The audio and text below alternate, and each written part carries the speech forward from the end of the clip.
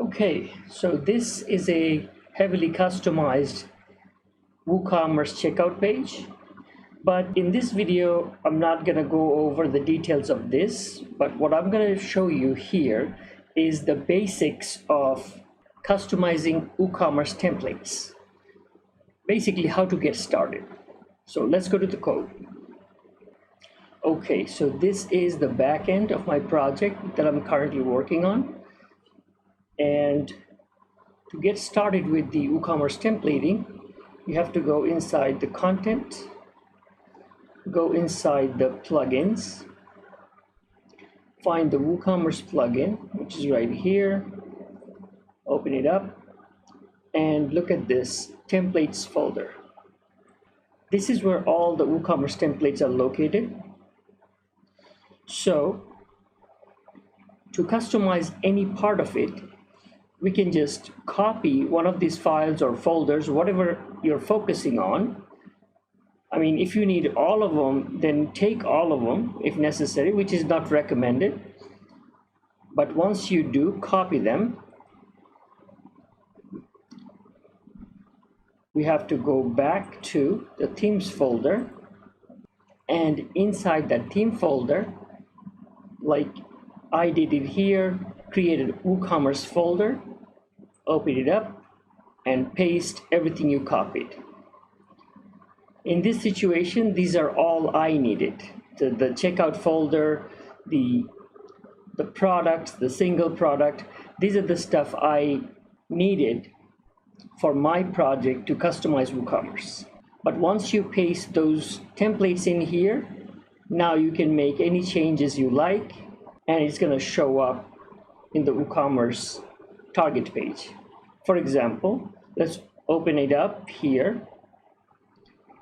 And what I need to do, let's target this portion right here. Let's just say, instead of billing address, client asked us to write a shipping address, right? So let's go find the template. And that would be form billing. Let's go up and right here. So we're going to go ahead and change this to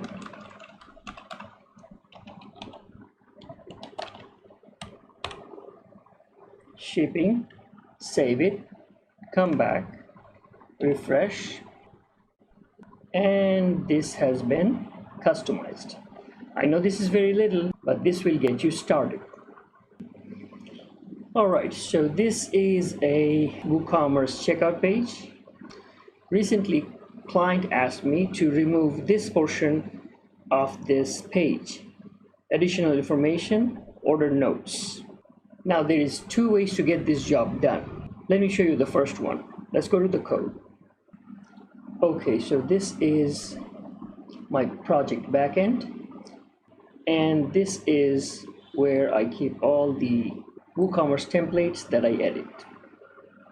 Now, since we are looking into the Woocommerce checkout page, so we should be looking inside this folder. And once again, let's look back. This is the block in question. This is what we're trying to remove. So let's locate it. And this is the template file where it is. Here to here. And one way of removing it is to comment this part out like this. Save. Let's go back and refresh. And the additional information part is gone, right? But that is not the right way of doing things. So let's bring it back. Even though it works, but that's really an unorthodox way of doing it. So we're gonna save it and bring it back, refresh, and it is back. Now let's go see how to remove it the better way, the real developer way. Okay, so we're back at the code, and to do it right, we have to get out of here and go look for the functions file, which is right here. And as you can see, I organize all my WooCommerce functions in this file under this folder, asm woocom functions.php. So let's go find it.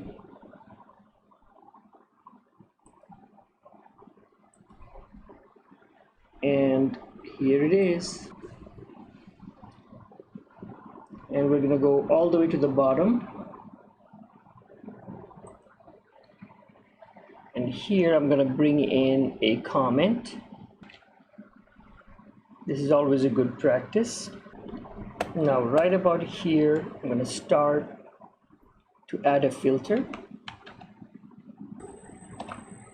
The filter name is WooCommerce Enable Order Notes Field.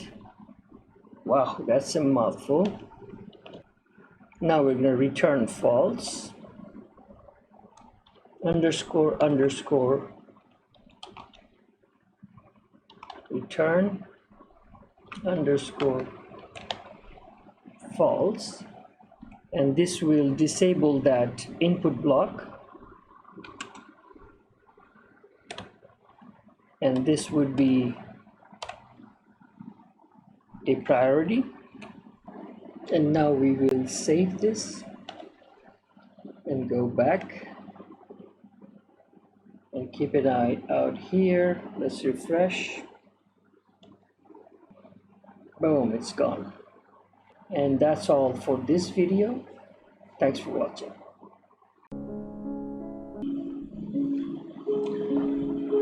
Thanks for watching. If you like this video, please smash the like button and the subscribe button. This will help me bring more free contents like this to you every week. Thanks again.